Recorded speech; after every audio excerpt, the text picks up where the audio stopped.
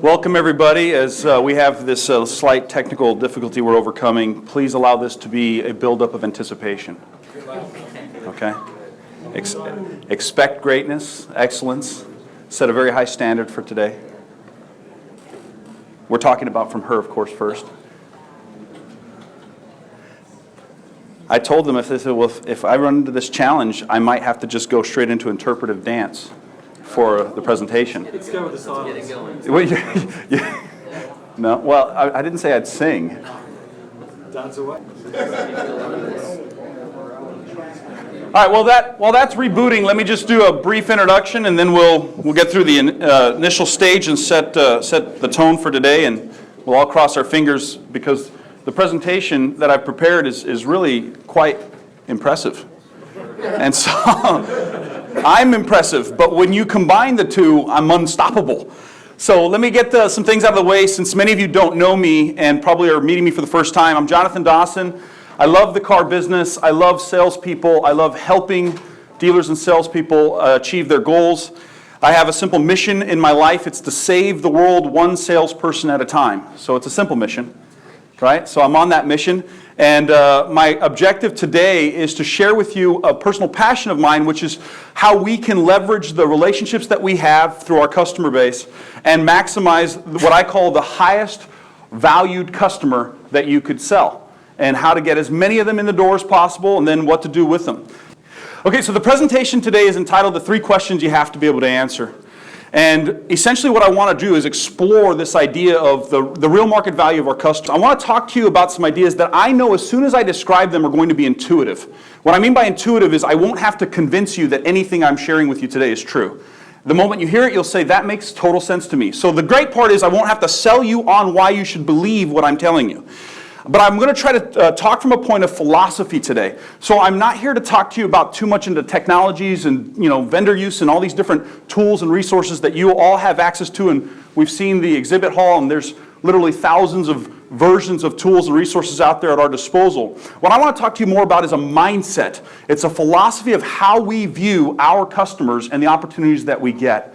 And so as I go through this presentation, I'm going to ask you to take a few key notes on some things that I think will be valuable for you to bring back for conversations with your dealership staff, with your general manager, and ultimately to help you decide how to start marketing differently with our customers. So let's go ahead and get into some of the content, and we'll just go, right? I love it. So starting with the idea of the real market value, here's the basic premise. The basic premise is this: not all customers are created equal, and we understand this. In fact, if I were to ask you a general question, if I said there are 6 primary sources of lead opportunities that we get as a dealership, here are the 6. I invite you to write them down.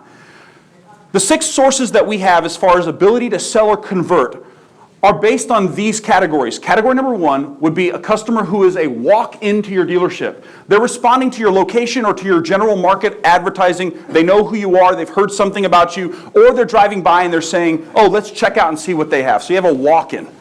The second category that you have opportunities with is an appointment. This is somebody who's responding to a specific call to action, a specific ad or car. They're responding and they call in advance and set an appointment to come to your dealership. The third category that you have opportunity to work with is a customer who might be a repeat to your business. They've already done business with you in the past, and now they're coming in again to do business once again, a repeat. The next category that you might have is a referral. A referral customer is somebody, obviously, who was sent by somebody that they trust. Your next category is a service conversion. Somebody who's doing business with you on the service side and chooses to look at upgrading and taking action on a new vehicle.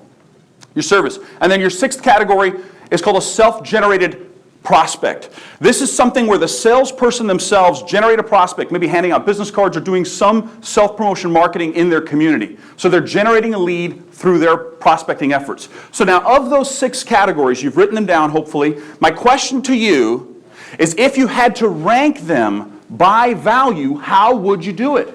How would you do it? And what I want to share with you is there are several metrics that you can use to determine the real market value of a customer. Initially, most of us do it by profit. We look at that as obviously a key determining factor. How valuable is a sale? Well, it depends. How much money do we make? We made enough money, it was a good deal. But that's not the only metric we can use to determine the value of a customer. There are other metrics we should be looking at, not only the initial profit transaction value, but we could also look at things like the cost of acquisition to begin with. What did it cost me to acquire that lead or conversation to begin with? But not only the cost of acquisition, but we could look at other variables like the ease of acquisition. How easy is it for me to get that customer to want to talk to me? So we can look at things like the ease of the acquisition of that lead. How easy was it for us to acquire that conversation? All right, I think I can take it from here. All right, I didn't mean to get into that. What's your No. name? My name is Claudine. Can we get Claudine a round of applause, everybody? Come on, girl. That's it. Thank you so much. You're very welcome. God bless you and give you favor the rest of your life. All right. Claudine! Claudine! You are my magic. What happened? Grab her fast. What? We danced, we celebrated, we did a little shook and jive, and look what happened. That's what happens when you celebrate a little too early, right before the goal line, right? Dropping the ball. Oh, I hate it when that happens. Okay, so you have things like cost of acquisition, right? You have things like ease of acquisition. You have things like ease of sale. One of the variables we don't really talk about in the car business, how easy is it to sell one kind of customer versus another kind of customer? But there is a real value to how easy it is to sell somebody. Right? You have other variables. Another metric would be something like the upsell potentiality of a particular category. Certain categories of customers allow for us to upsell easier than another category would. So we don't just have the profit of the initial transaction, we have the upsell profitability because of the type of relationship or category that customer's in.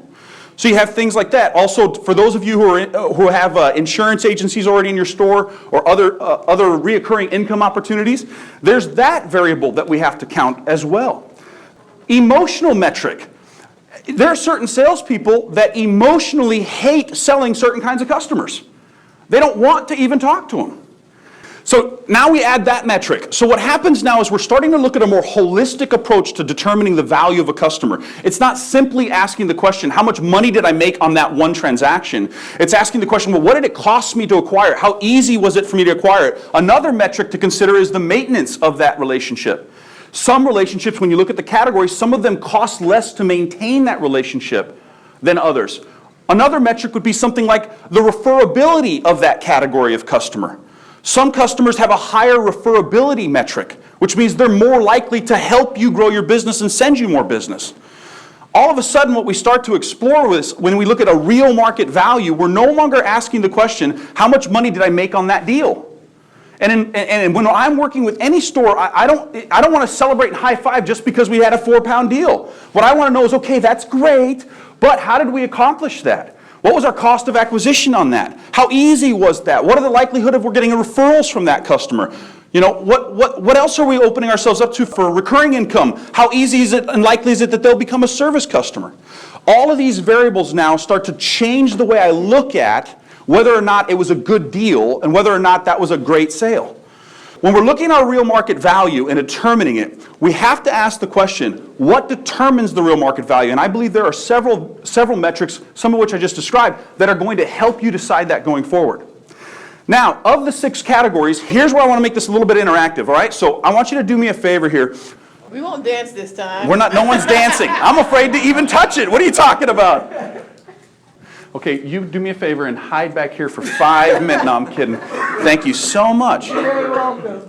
We're all familiar with this quote, half the money I spend, I just don't know which half is wasted. Here is another hero of mine, and he said the crazy ones, or the ones who are crazy enough to think that they can change the world are the ones who actually do. I started with my mission statement. I want to save the world one salesperson at a time. What I'm about to talk to you about today is crazy. It's a total paradigm shift, as you'll see as we go through it. The 3 questions we said is, what is the real market value of our customer?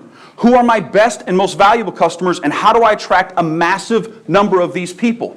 But these are some of the metrics we were talking about. Again, some of these metrics are determining the real market value, not just simply whether or not we made money. Things like our cost of acquisition, referral potentiality, the cost of maintaining the relationship, the frequency of that sale transaction, how easy was it to acquire it, what was the upsell potentiality, ease of conversion, reoccurring income, speed of sale, and initial profit.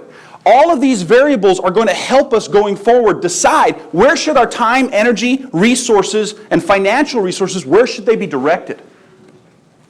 So I gave you guys these 6 categories. Now when I gave them to you, I'm going to now ask you a question. All of these customers, do they have the same RMV? When you think about it, do they all have the same real market value potentiality? I would say, I actually did a lot of research on this, and I looked around, I was like, who can give me the answer to this question? And I found this brilliant man. He says, no, I'm afraid. The answer is no. These 6 categories are not all the same. They're not all created equal. So let's take a look at it. And here's where I want to survey you, the audience. Do me a favor. Here's how you can be interactive with me. We have 2 categories up here. The service customer buying a car from you, the repeat customer buying a car from you. Here's what I'd like you to do, please. I want you to play along, all right? I think I've embarrassed myself enough up here. You guys can play along for a little bit. Both hands up in the air for me. Both hands up in the air. Everybody play along, play along. Right hand over here, right hand, my right, your left, sorry.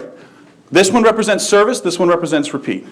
So, service, repeat. I want you to do this for me. If you believe that the repeat customer is the more valuable customer, put repeat hand down. Repeat down if you think it's more valuable.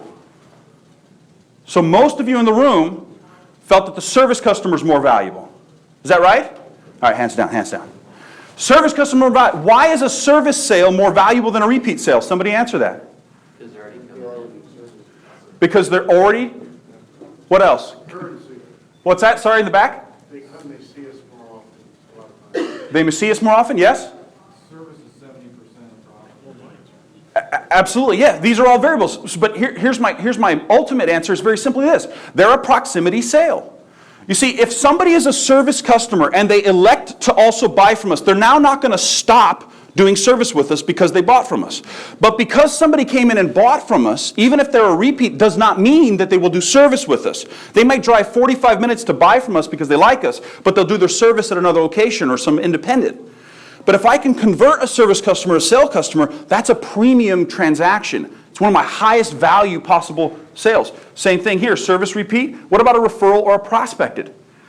A referral customer is coming in because so-and-so told them to come in and see your salesperson. A prospected is someone the salesman went out and handed out a business card or did a flyer and generated the lead, right? Generated the lead. So now my question again, same thing. Which group is more valuable? The one the salesman went out and generated and created the opportunity, the customer came in, or the one where the customer referred them in? You say the referral. Does anybody think the self-prospected is more valuable? Anybody? Good. Just because you already have a relationship with them, referral, you might not. So depending on how it was prospected, so Rick's saying depending on how it was prospected, you might have a relationship with that prospect. Well, you do, because they've mentioned it. Well, potentially, again, but if they're responding to, let's say, for example, a flyer put out somewhere or business card handed in the gas station, and a salesman says, hey, you know, if you ever want to upgrade that car, you know, I'd be happy to help you. The guy says, yeah, I'd be happy to do that. Yeah, here's a card, come see me. If that customer comes in, that's valuable, isn't it? For that customer to come in, that's valuable.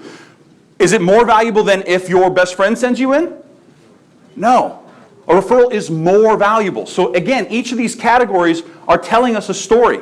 The walk-in who happens to just drive in, shows up because you happen to have a brand they're interested in, or they drove by and said, oh, look, there's one, and they pull in, or they know that you're the marketplace provider of that brand. That versus an advertising-based appointment. A customer who's responding because of a campaign, because they saw a car online, they set an appointment, and they come in on appointment. Which one's more valuable? Let's try this again with the hands up, all right? Hands up, come on. Hands up, everybody do it. Hands up. Okay? Follow me here. Ready?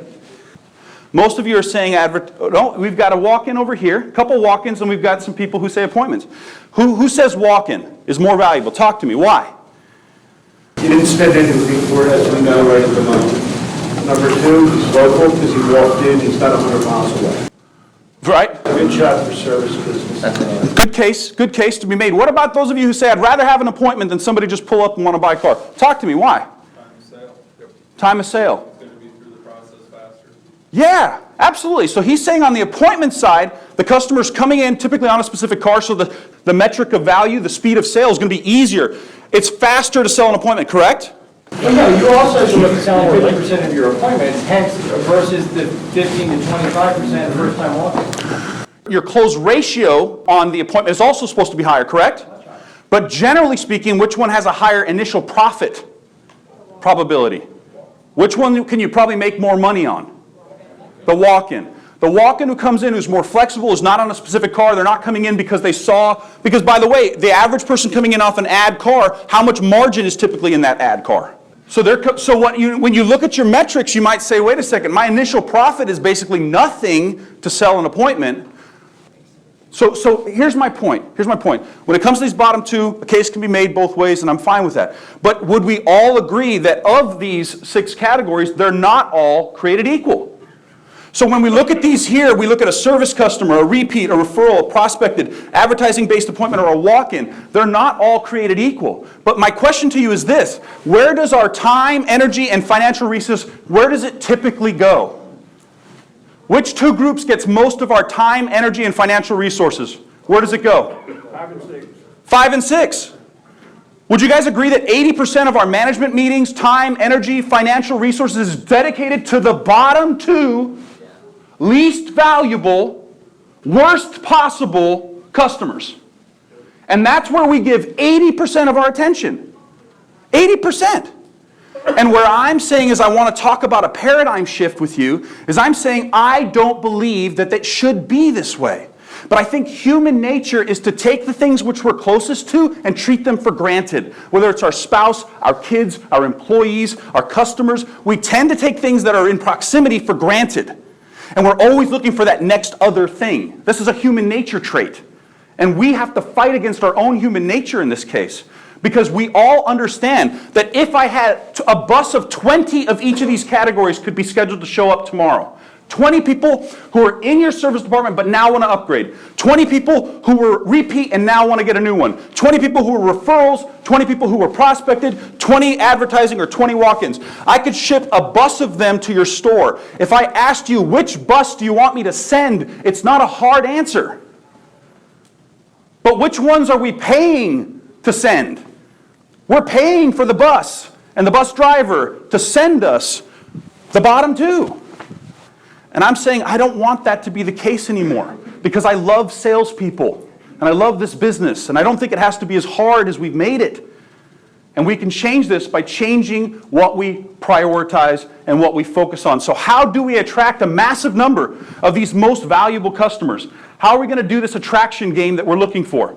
I want more of them to come in. What am I going to do about it? Well, consider doing the following when you get back to your store. Start a communication with the rest of your team about this very same idea of the 6 valuable types of customers. And start talking about the idea of which ones should we value? Where should our time and energy and resources go? Look at our budget allocation. Whatever your spend is, ask a question. What percentage of my spend is going to each of these categories right now on a consistent monthly or annual budget? Where am I putting my money? Pay plans. Here's an idea. I was talking to a member of the management team. In fact, he's here today. Consider this idea for just a moment. I'm not asking you to go back and change a pay plan. Please don't go do that. Everybody will blame me. All right? I don't want to be enemy number 1 at your store. But here's what I do want you to think about. Imagine for a moment that you were a brand new salesman at my dealership, and I said to you this. I said, I want to let you know something about our pay plan. Jeremy, our pay plan's pretty straightforward. If you sell a customer that you've sold in the past, that's a repeat customer, I'm going to pay you a flat $500 to do that. But if you sell a customer I brought in through my advertising, I'm going to pay you a flat $200 to do that. Now, if I just said that, would I have to now convince Jeremy he should follow up with his customer base? Do I have to convince him of that anymore? Do I have to ask him if he's doing his mailers? When was the last time you checked in with your database? Do I have to ask him? What if I said this? Again, these are just numbers. I'm not trying to create a pay plan discussion, but I'm just think from this value perspective. What if I said, you know, Ryan, here's our pay plan at the dealership. It's very simple. If you get a customer to refer somebody in, a referral, I'll pay you $400 when you sell that referral, flat guaranteed.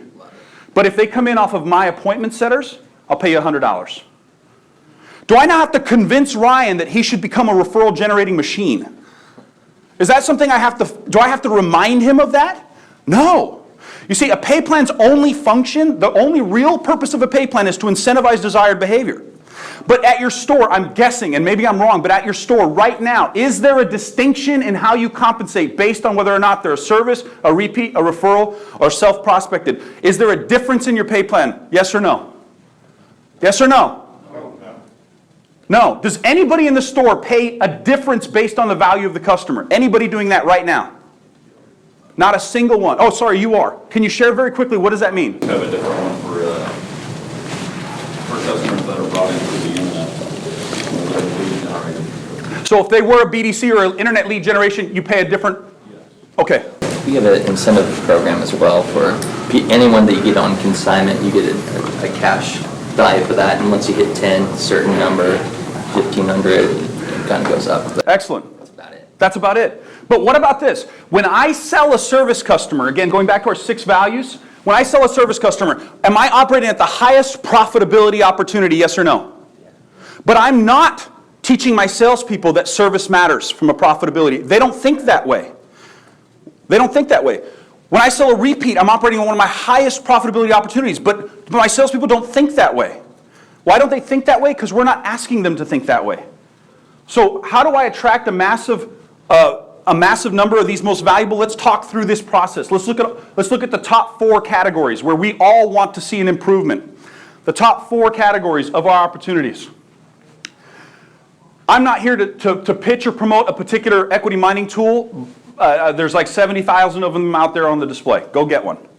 But an equity mining tool is a fantastic resource for helping you capitalize on your service conversion opportunities. Consider providing payment upgrade options as part of the service visit. Assign and train key personnel to convert from service. And then have conversations with your service department and service writers about how to do a proper introduction for customers that might be eligible or might be willing to entertain that upgrade. But we have to have processes in place, and I want to show you some practical examples. Many of you, I believe, will have these in place right now, but how do I attract more service leads? What is the material resources that you provide? Do you have literature on the process and the expectations and how a customer can move from service into an upgraded position? What kind of literature resources do you provide your team in order to execute at this? What kind of signage is there at your dealership right now? If I'm at your service department, is it obvious that you're inviting me to consider an upgrade? What's the signage display look like at your dealership? This is a service board on the right-hand side that's in the customer lounge area.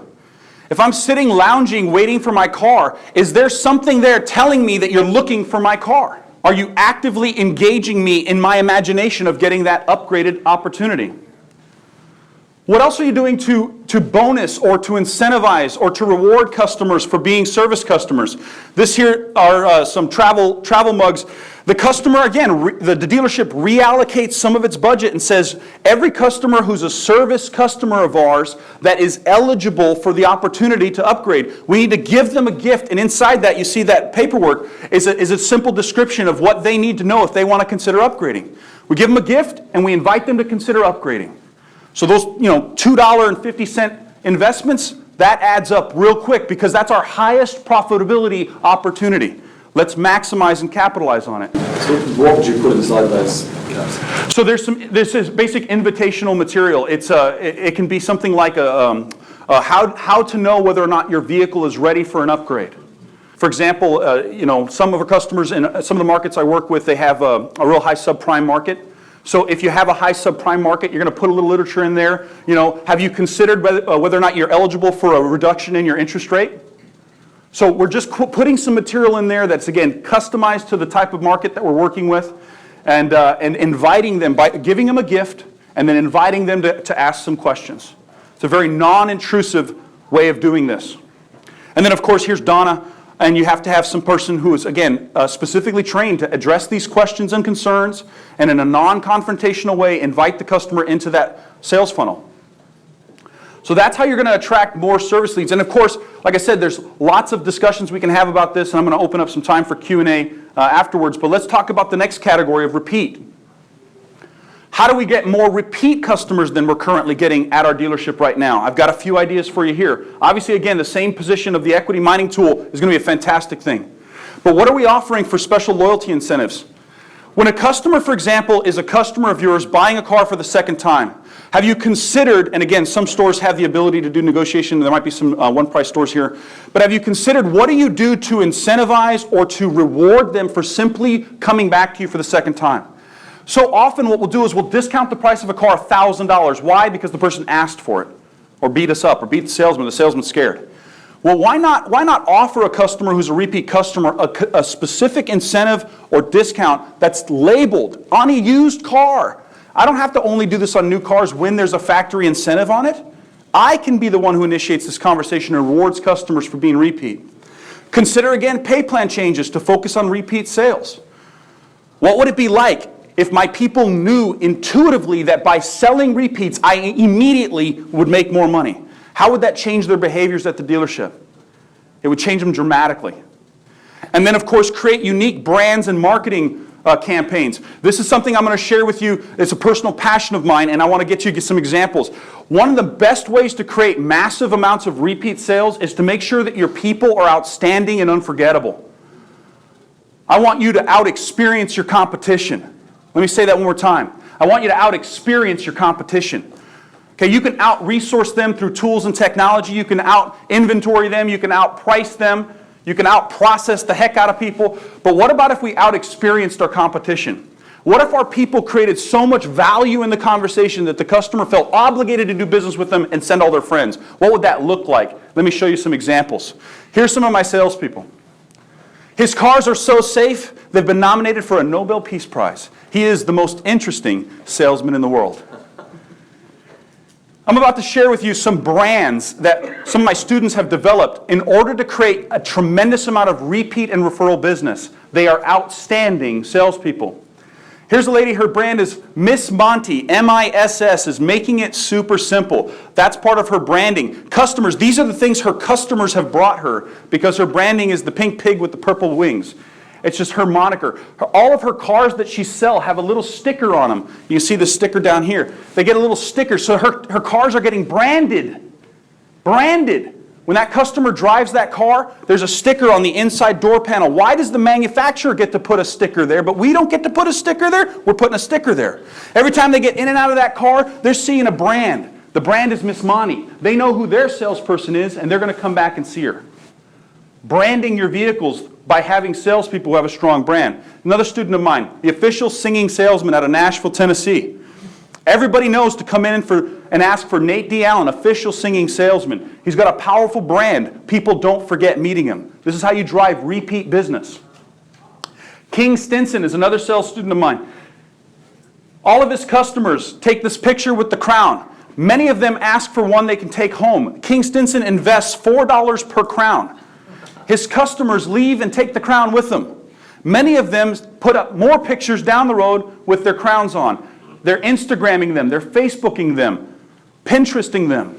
And this is driving massive business for King Stinson because he has an unforgettable brand, giving people the royal experience. And now because of the Marvel's movies, and some of you are fans and know that the Avengers movie is coming out here soon, but if you're a Marvel's man, you're going to love these brands here. Carman Kyle, the Toyota Man, and Adam Saviors, Saving with Saviors. These are some of my students. When you meet them, they're unforgettable. You'll never forget having met these people. And because you'll never forget them, you'll come back to them. You see, we can spend thousands of dollars on all these tools and CRMs, and that's all great, and we should send out our letters and our email campaigns. We should do that. We have to. We have a fiduciary responsibility to protect our customer base. But you know what else helps a lot is if you have outstanding people that are unforgettable, that provide massive value and out-experience their competition. That's another way to make a bunch of money. How do I attract more referral leads? You want more referrals coming into the dealership? Here's some ideas for you to consider. Train on referral techniques. Offer special referral incentives. Consider your pay plan and create unique targeted marketing campaigns. I find it fascinating when I talk to dealers who have, let's say, for example, a $50 bird dog at their store, but they'll pay an outside vendor that doesn't really love them, no names mentioned, to send in customers who don't really love you, and we'll pay them hundreds of dollars to do that, to send in the lowest value, worst possible customer who won't upsell and won't do anything else and won't let you make any money and wants to take the deal to credit union, but we'll pay an outside vendor company to send them to us. But we'll pay a $50 bird dog to our own customers to send in somebody. To me, that's madness. It just doesn't make sense. Why are we making it more difficult than it has to be? We have to consider where our time, energy, and resources are going. Let me show you some examples on referrals. Many of you have, just curious, at your store right now, do you teach people to ask for referrals, yes or no? Do you teach that at part of your process? Anybody? Yes? Okay, so at your store right now, were you saying yes? Okay, so you want the people to ask for referrals. When do you want them to ask? On delivery. On the delivery. And normally, what would be the question they would ask? Something along the lines of, now that I've lost a customer, I'd like you to help me replace them. Is there anyone you know that I can offer my services to and I'd be able to help them in the future? Yeah, I've lost a customer. I'd like your help to replace them. Do you happen to know anybody else in the market for a car that I could help the way I helped you? We have a great referral program here. You might be in the market. Yeah, anybody who might be in the market, something like that. Is that about right, guys? Something like that? Now, just out of curiosity, if a salesman does do that, a salesperson does that, how many names and numbers are they typically collecting on average? Please tell me. If you're currently getting any of your team to get more than 5 numbers from one customer, please show of hands if you're getting 5 numbers or more as an average. Anybody in the room? No. Anybody in the room ever seen a salesman get 5 or more? Anybody? Some of you are like, yeah, I've seen it. Okay. Rick's saying, yeah, I've seen it because you've seen me. Yeah, doesn't count, Rick. You can't be a cheater like that. So take a look at this. Here's some text that I get. Update referral from customers yesterday sold. I'm now up to 8 referrals sold this month and still have appointments. Most I've ever done referral-wise in the car business in 5 years. Once a salesperson understands how to work by referral, it transforms the way they view their customer relations. Here's another one. This is King Stinson. Remember the Royal Experience? He says, I'm at too many to count. I'll have to look. He checks back and says 7 from Facebook, 7 from referrals, and 2 repeats. Anybody good at math? How many sales is that?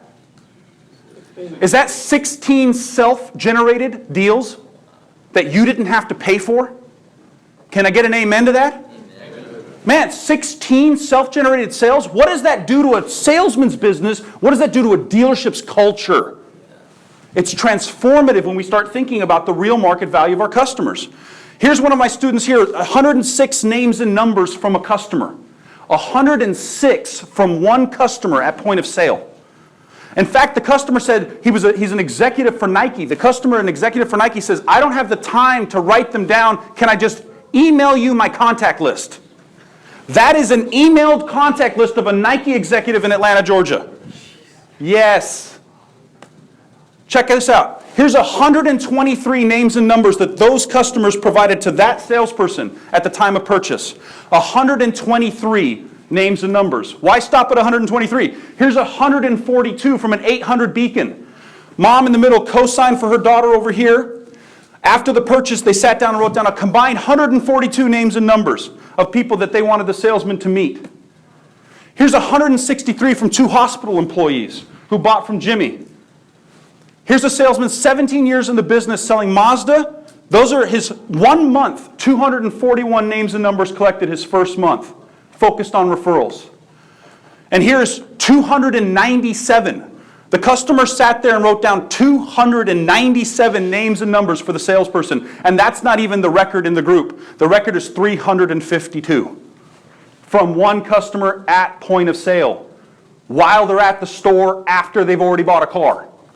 What does it say about the rapport, the relationship, the trust, the advocacy of a customer who will sit down for 3 hours and give you all the names and numbers of their friends and family? What does that say about that relationship? Is that incredible or not? It's insane.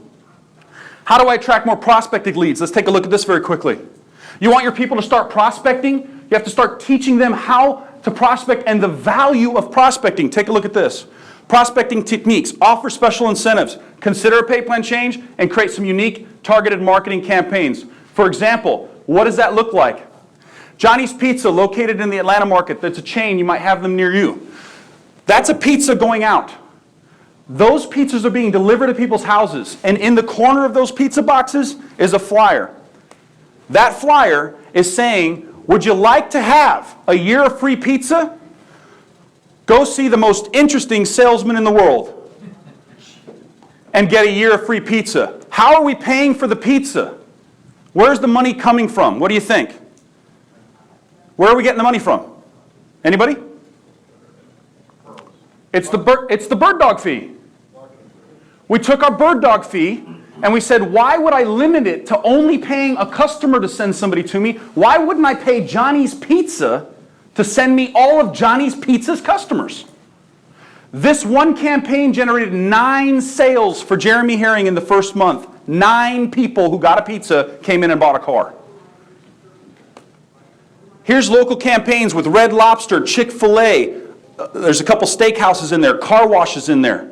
Local businesses, cooperative marketing, affinity marketing. Here's a barbecue place. We got a car sitting in front of the barbecue place, and it says, want a year of free barbecue sandwiches? Why not come here and do business with Ed? That flyer goes inside every to-go bag of every customer from the barbecue place. What's just approximately, what sort of arrangement has he got with these guys? Because he pays them on sold cars? Yeah, it's only on sold cars. It costs nothing. Nothing I've showed you cost any money to do unless you sell a car from it. That's it. I'm not asking you to go out and spend a bunch of money. I'm saying don't spend anything, build relationships. Build relationships to see the value of your customers and of your community. These salesmen sold a car to the manager of the barbecue joint. There was already a relationship. He said, hey, I'd like to send you more people to your barbecue joint. Because the barbecue guy said, absolutely, I'd love more people. Yeah, why not? Here's Cargill, a company out in Minnesota. This is a flyer going out to Cargill. From the dealership, it's saying we want to be the official salesperson of your company. Here's an American Airlines credit union. Here's a church. Here's a hospital. Here's an apartment complex. All of these relationships were salesperson relationships to people they already had in their database. They just weren't taking care of them because they hadn't been taught to think this way. Does this work? Yes, it does. Here's an update from one of my students from last month. Last month. Facebook update. What does he say? I'm not going to read the whole thing. It gets interesting right here. One night at Ruby Tuesdays, I was dubbed the public service car salesman. This is the salesman who had the 123 names and numbers. I learned to be Googleable, build a website, learn hashtags and promotional items. During all this, there was a midday conference call with Jonathan. He says, talked about being lot free. He talked about setting up deals with apartment complexes and their tenants. I was hooked, prepared my first complex, and here's what happens next. Check this out. I went to my first complex and I asked for their business, asking if they would pass on my flyers to all the residents. And everyone that buys a car, I'll give them the property manager $200 towards a block party. And when they reached $1,000, I'd host this party with the money. They instantly bought in. That was 4 weeks ago, and here's my results. I've closed 24 apartment complexes, 3 restaurants, and 1 car wash, totaling almost 11,000 people in my pipeline. And that's all without any of the restaurants, car washes even counted yet, because there's no way to know. But for my first month doing this, I've sold, anybody can read that? 14 and a half sales, all 100% self-generated. No lot ups. And in fact, that wasn't even the end of the month yet. He ended up with 16 total for the month. 16 self-generated. And oh, by the way, this salesman's been in the business 7 months. He's only been selling cars for 7 months. 7 months. That's insane. So here's my question to you as we wrap up. Can you now answer these 3 questions? What is the real market value of a customer? There are things we have to look at other than how much did we make on that deal. We have to start thinking differently about a transaction and look at the relationship value and not just the transactional value. Who are my best and most valuable customers? And how do I attract a massive number of them? As we wrap up, I thank you so much for your incredible patience and tolerance. I'm going to open it up for some questions and make myself available for the last 8 or 10 minutes. Go ahead, please. I just had a question about it, if you could email the PowerPoint. It'd be my pleasure. In fact, my email address, I hope you can see it right there. It's John@Sellchology. That's Sellchology. So think psychology with the word sell. John@Sellchology.com. If you will email me and just say, DD18, I will get you the deck back. Thanks, sir. Absolutely. And by the way, I'll also be happy to send you any templates or examples. So let's say you wanted the apartment complex template. Then please just add that to your email and say, hey, can you send me the template, and I'll send you the actual template. Any other questions, comments, or concerns? And what was most interesting to you? Where do you stand on going to the service customer? Yeah. Getting salespeople to book service appointments? Yes, getting salespeople to set the service appointment? Yeah, to continue that relationship and obviously leverage it to... Yeah, absolutely. Obviously, on their own customers, it's ideal. And they should be in that relationship communications with their customer anyway. But yes, if, for example, if you build this process within your store, you can have notifications, whether it's through a service tool or CRM tool, they can set up notifications, or just the service writers taking the time to Say, hey, John, you've got a customer coming in, or scheduled to come in, do you want to talk to them before they show up? Yeah, obviously I encourage all of that because I'm all about helping salespeople build massive value relationships. So yes, the more the better. Yes, please. What is deemed as an appropriate time to talk to you about your business? Technically, when the session ends, which is, I think my session ends in like 4 minutes. So in 4 minutes, you can ask me and I can answer about my business without violating that and getting texted out of here. So give me 4 minutes before you start texting if I... I've got a colleague here I'd like you to meet as well. Can I get one of your cards? It'd be my pleasure. Yeah, and I'd be happy to do that as well. Any additional questions, thoughts, comments, questions, concerns, hopes, dreams, or fears? I thought it was excellent information there. Yeah. Well, thank you so much. It's the best one I've been to. Best one. Wow, thank you so much. That's very honoring. Yeah, any additional questions? I'll tell you, it's not BS. He's not. Rick knows, so he can testify. Can I get a business card? Yes, my pleasure, thank you. Joe, let me ask you this. Do you do any in-store training? Yes, I do in-store training, yeah. Absolutely. That's how we get a lot of this stuff done, is if I'm located in Atlanta. Appreciate it. You built it up, there was a lot of anticipation, but you delivered. Well, that's my goal. I want to set high standards and then clear them entirely. Have you ever seen the keynote speaker that's speaking today? No, I hadn't.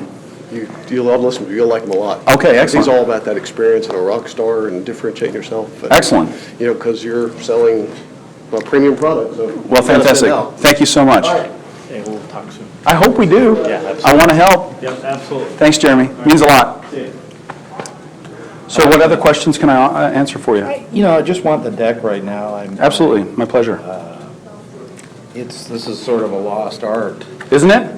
that, we spend all this money on people's Yeah. websites. Yeah, thank you so much. All this other stuff. I know. And they end up in the hand of a slug. I know. You're the anti-slug. Well, thank you. I call myself the Excedrin of the car business. I take the headache out of buying a car. Yeah, please, thank you. Yeah, and please tell your friends. All right, excellent. That's not me.